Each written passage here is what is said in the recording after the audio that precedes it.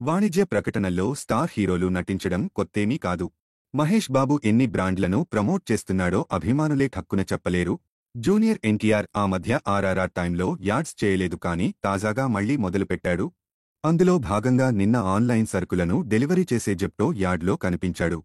Director కొంచెం ఎక్కువ creativity చూపించడంతో video వెరైటీగా అనిపించింది.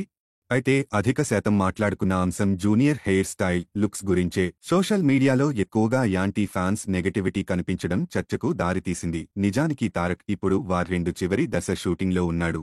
బయట ఎయిర్పోర్ట్స్, ఫంక్షన్లలో కనిపించడం పక్కన పెడితే ఈ పాన్ ఇండియా మూవీ కోసం ప్రత్యేకమైన లుక్స్ మెయింటైన్ చేస్తున్నాడు. అవి ఎట్టి పరిస్థితుల్లో బయటికి రాకుండా జాగ్రత్త పడుతున్నాడు.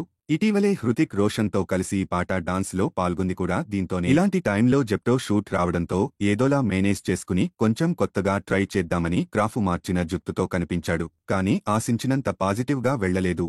మామూలుగా ఎంత యాడ్ అయినా సరే లుక్ టెస్ట్ చేస్తారు. మరి దీని విషయంలో సీరియస్గా చూడలేదేమో. ఇదంతా పక్కన పెడితే కేవలం కొన్ని సెకండ్ల పాటు వచ్చే యాడ్ మీద ఇంత శల్యపరీక్ష అవసరమా అంటే లేదనే చెప్పాలి.